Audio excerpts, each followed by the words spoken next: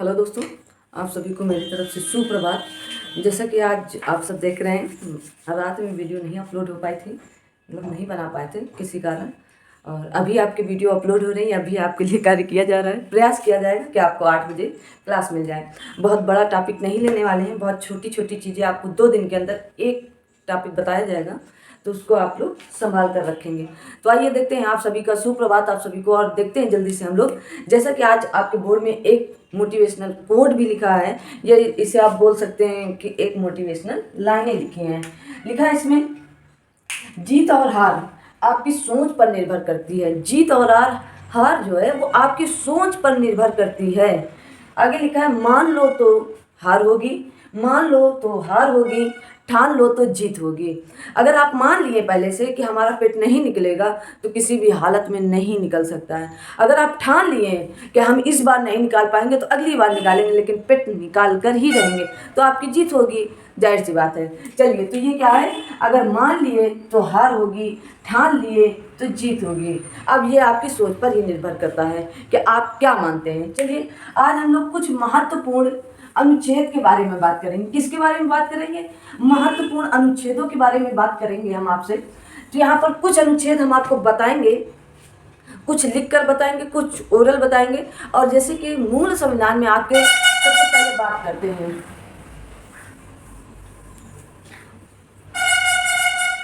तो आइए दोस्तों, यूपीएससी ज्ञानदायिनी में आप सभी का स्वागत और अभिनंदन है। हम बात करते हैं आप सभी से। सुप्रभात। सबसे पहले आप सभी को मेरे शेरनियों भाई, आज सुप्रभात। सुबह सुबह आपका ये बन रहा है, तो आपका है कि सबसे पहले आज एक मोटिवेशनल कोट सुनाते हैं आपको। आपकी सोच पर निर्भर करता है, ठीक है? क्या होगा?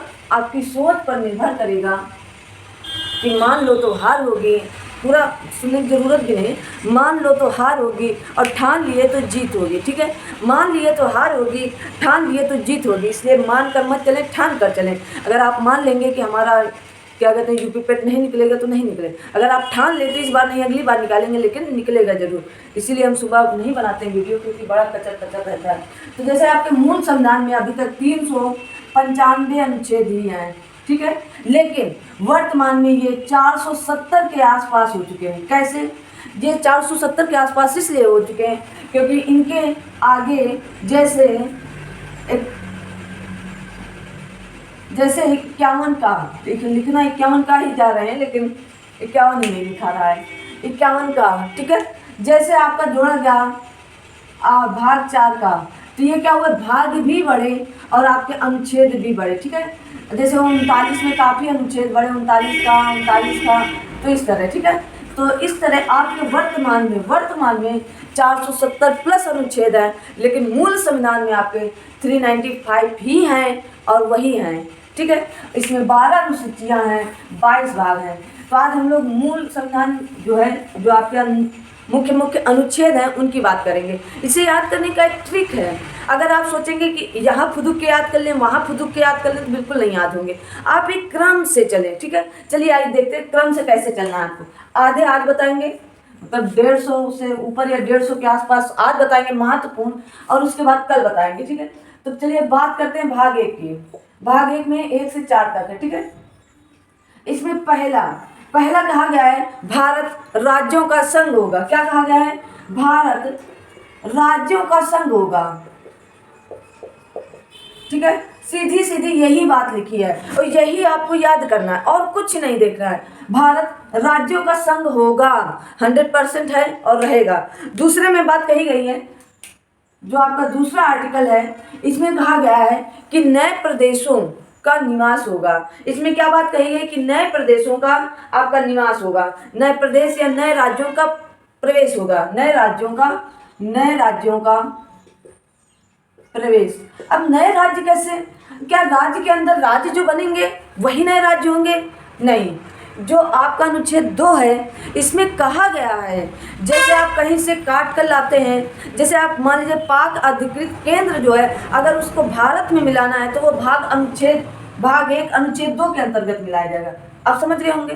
भाग अनुच्छेद 3 में कहा गया है कि नए राज्यों की सीमा, नाम। अब जैसे आंध्र प्रदेश से तेलंगाना कटा था, तो ये क्या होगा? नए राज्यों का गठन, नए राज्यों का गठन, ये आपके इसमें सीमा परिवर्तन, कुछ भी होगा ये आपके भाग अनुच्छेद 3 के अंतर्गत किया जाएगा। जैसे मैंने उदाहरण बता दिया कि आंध्र प्रदेश से तेलंगाना कट के बना, ठीक है। अब इसमें आर्टिकल जो 4 वो इम्पोर्टेंट नहीं है, क्योंकि आर्टिकल 4 में इन्हीं दोनों के बारे में बताया गया है कि कैसे कैसे इनको लागू किया जाएगा। बट इनमें जो भी कार्य होगा, जो भी अधिकार होंगे, वो सारे के सारे दोनों अनुच्छेद के संसद के पास होंगे। किसके पास? आपकी पार्लियामेंट के पास होंगे, ठीक। ये हो गए भाग 1। भाग 2 कहता है कि नागरिकता होगी। इसमें कहा गया 5 से 11, आर्टिकल 5 से 11 कहा गया। बहुत अच्छे से मैंने पढ़ाया आर्टिकल 5 से 11, आप वहां से देखेंगे, इसलिए मैंने इनको स्किप किया। फिर उसके बाद है आपके मूल अधिकार, जिससे संविधान का मैग्ना कार्टा भी कहते हैं। क्या कहते हैं? संविधान का मैग्ना कार्टा किसे कहते हैं? मूल संविधान को कहते हैं। इसमें बात कही 12 से 35, बहुत ही बेहतरीन तरीके से आपको सारी चीजें आर्टिकल 32 पढ़ाया गया है, इतने बेहतरीन तरीके से, आप वहां जाके देखें।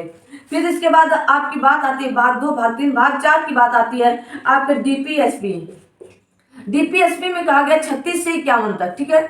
आपको इतना अच्छे से 36 से 51 तक पढ़ाया गया है कि कहीं हो सकता है ना मिले इस तरह, क्योंकि इतना डीप जाके कोई नहीं बताता। लेकिन मैंने आपको एक एक बात बताई है कि कैसे मूल अधिकार पढ़ना है, कैसे डीपीएसपी पढ़ने हैं आपको, और कैसे आगे जो है आपका क्या है फंडामेंटल ड्यूटी, ठीक है।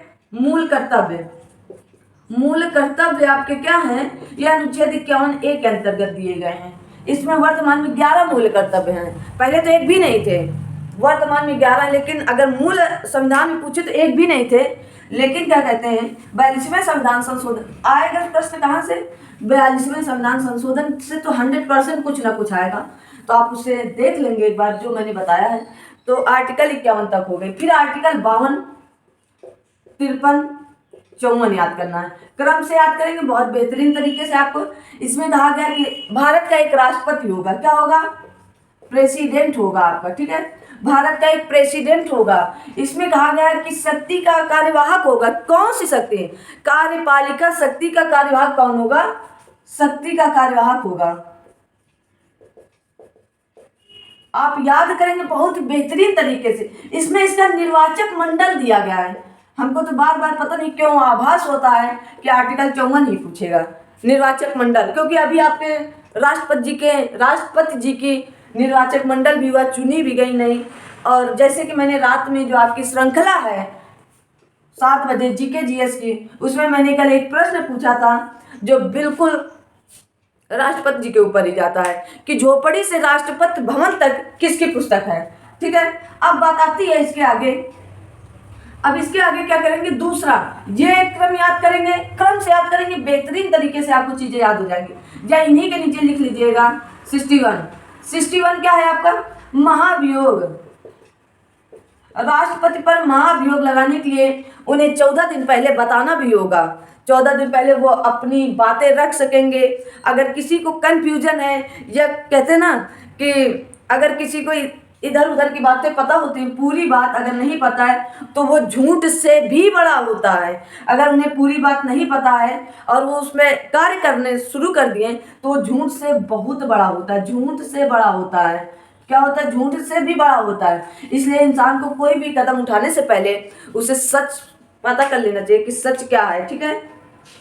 तो जैसे मैंने बताया आप सभी को कि आर्टिकल 61 में राष्ट्रपति पर क्या लगाया जाता है? महाभियोग लगाया जाता है, ठीक है। फिर उसके बाद है आर्टिकल 61 के बाद आर्टिकल 63 में कहा गया, क्योंकि आपके अभी उपराष्ट्रपति भी बने हैं, कि एक भारत का एक उपराष्ट्रपति होगा, राष्ट्रपति होगा, ठीक। 64 में कहा गया है, क्या कहा गया है? 64 में कहा गया है कि वो राज्यसभा का सभापति का ही कार्य करेगा, उसे उपराष्ट्रपति का वेतन नहीं मिलता है, उससे राज्यसभा के सभापति का वेतन मिलता है, ठीक है। सभापति होगा।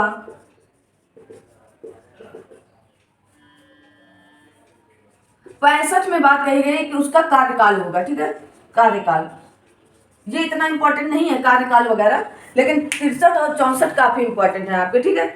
66 में बात कही गई कि उपराष्ट्रपति का निर्वाचन कैसे होगा। 66 की बात कही गई कि उपराष्ट्रपति जी का जो निर्वाचन है वो कैसे होगा, उपराष्ट्रपति का निर्वाचन, ठीक है।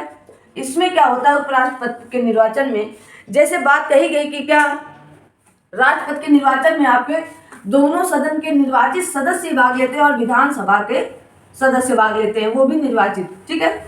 लेकिन उपराष्ट्रपति विधानसभा के बाहर, मतलब विधानसभा नहीं आता है, उसमें दोनों सदन के सभी सदस्य भाग लेते हैं, ठीक है। वो निर्वाचित हो, मनोनीत हो, कुछ भी हो, सब भाग लेंगे। उसके बाद आपका आता है आर्टिकल 72। आर्टिकल 72 मैंने अपनी लाइफ में इतनी बेहतरीन तरीके से, जैसे मैंने खुद पढ़ाया, किसी ने नहीं पढ़ाया, मैं खुद देखती हूँ, क्योंकि राष्ट्रपति की क्या है, क्षमादान शक्ति है। क्या है? क्षमादान शक्ति। इतनी बड़ी ये शक्ति है कि कुछ भी क्षमा कर, कुछ भी मतलब फांसी तक टाल सकते हैं, टाल नहीं क्षमा कर सकते हैं कि जाओ आज़ाद किए। इसीलिए इसे कभी कभी कहा जाता है कि 7 खून माफ का जो अनुच्छेद है वो आर्टिकल 72 है। इसका बहुत पहले मिसयूज भी हुआ है, ऐसी बात नहीं कि ये बहुत अच्छा है। पहले इसका जब राष्ट्रपति जी हुआ करते थे तो इसका काफ़ी मिसयूज भी हुआ है, ठीक है। आर्टिकल 72 के बाद आप याद करेंगे आर्टिकल 74, 75, एक साथ याद करेंगे। आर्टिकल 74 में कहा गया है, 74 में कहा गया है कि मंत्री परिषद होगी, मंत्री परिषद होगी। अब मंत्री परिषद होगी तो किसके लिए? राष्ट्रपति के लिए होगी, ठीक है, क्योंकि राष्ट्रपति भारत का सर्वोच्च व्यक्ति है, सर्वोच्च नागरिक है। तो एक मंत्री परिषद होगी, किसके लिए होगी? राष्ट्रपति के लिए होगी, ठीक है। और मंत्रिपरिषद का प्रमुख कौन होगा? प्रधानमंत्री जी होंगे। कौन होंगे? प्रधानमंत्री जी होंगे, ठीक है। तो इतनी बात आप याद रखेंगे। आर्टिकल 76 में कहा गया है कि महाधिवक्ता, महान्यायवादी होंगे। महान्यायवादी को कौन होते हैं? वो लोग होते हैं जो निर्णय, मतलब इसीलिए इन्हें सुप्रीम कोर्ट, इनका जब निर्वाचन होता है, जब इन्हें चुना जाता है, ये वैसे एक निश्चित काल के लिए नहीं चुने जाते हैं। जो सुप्रीम कोर्ट के न्यायाधीश की योग्यता होती, वही योग्यता इनकी होती है, ठीक है। तो ये क्या करते हैं? न्याय में काफ़ी मदद करते हैं, छानबीन के लाते हैं, तब बताते हैं। यहीं पर इनके साथ ही याद कर लो आर्टिकल 148। 148 में कहा गया है कि क्या होंगे? कैग होंगे आपके, ठीक है। क्या होंगे? आपके कैग होंगे। आर्टिकल 148 में क्या कहा गया है कि कैग होंगे आपके, ठीक है। कैग का मतलब क्या होता है? भारत का नियंत्रक एवं महालेखक परीक्षक होगा, ठीक है। नियंत्रक एवं महालेखक परीक्षक होगा। अब आर्टिकल कौन सा कहा गया आपका? आर्टिकल 124। 124 में कहा गया है सुप्रीम कोर्ट का गठन। किसका गठन होता है? सुप्रीम कोर्ट का गठन होता है। आर्टिकल 124 में कहा गया है कि सुप्रीम कोर्ट का गठन होगा। आर्टिकल 129 में का जितना बताया जा रहा बस उतना पढ़ना। अभिलेख न्यायालय की बात की गई। अभिलेख न्यायालय कह लेंगे आरंभिक अभिलेख, आरंभिक अभिलेख न्यायालय, ठीक है। अभिलेख न्यायालय, अभिलेख न्यायालय किसमें कही गई? आर्टिकल 129 में। फिर आपकी बात करते हैं आर्टिकल 37 में। क्या? आर्टिकल 137 में बात कही गई है कि उच्चतम न्यायालय की पुनरावलोकन की शक्ति होगी या रिव्यू करने की शक्ति होगी, ठीक है। उच्चतम न्यायालय की पुनरावलोकन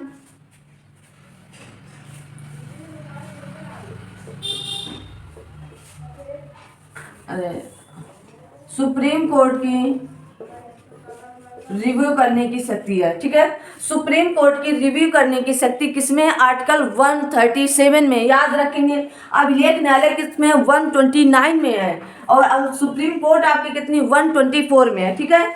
इतना याद रखेंगे। फिर इसके बाद आता है आर्टिकल 143। ये कब लागू होता है सुप्रीम कोर्ट? जब राष्ट्रपति इनसे कोई सलाह मांगे। क्या करें? प्रेसिडेंट जी इनसे क्या मांगे? सलाह मांगे। या सुप्रीम कोर्ट राष्ट्रपति से कोई सलाह मांगे, लेकिन एक दूसरे के लिए ये बाध्य नहीं है देने के लिए, ना इनको ये ना इनको ये स्वतंत्र हैं, स्वतंत्र भारत के हैं तो स्वतंत्र हैं। ये सलाह दे भी सकते हैं, नहीं भी दे सकते हैं, टाल भी सकते हैं। ये आर्टिकल 143 में कहा गया, ठीक है। सलाह किसकी बात कही गई? आपके सलाह की कही गई है। फिर उसके बाद मैंने आर्टिकल आपको बता ही दिया है, कौन? 148, ठीक है। 148 तक मैंने बता दिया है आपको।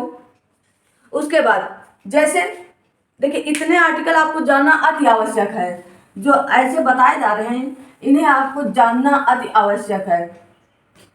आर्टिकल 100 में कहा गया है, आर्टिकल 100 में कहा गया है कि अगर दोनों सदन संसद में उपस्थित है और कोई निर्णय ऐसा आया कि इन दोनों को बीच में क्या हो गया, 50-50 का निर्णय पहुंच गया, मतलब अब 20 आदमी निर्णय दे रहे हैं तो 10 पॉजिटिव हैं 10 निगेटिव हैं। अब ना तो क्या करेंगे, अध्यक्ष महोदय क्या करेंगे, ना तो पॉजिटिव तरफ जा सकते हैं ना तो मतलब निर्णय दे ही नहीं सकते हैं। अब निर्णय किसकी तरफ जाएगा ये आर्टिकल 100 बताएगा, क्योंकि ये आर्टिकल अध्यक्ष जी को ये निर्णायक मत देने का अधिकार देता है। तो जिधर भी एक वोट बढ़ जाएगा उधर ही निर्णय चला जाएगा। तो इसमें कहा गया है, ये सिर्फ आपको समझाने के लिए था, इसमें कहा गया कि अध्यक्ष महोदय, अध्यक्ष जी का निर्णायक मत,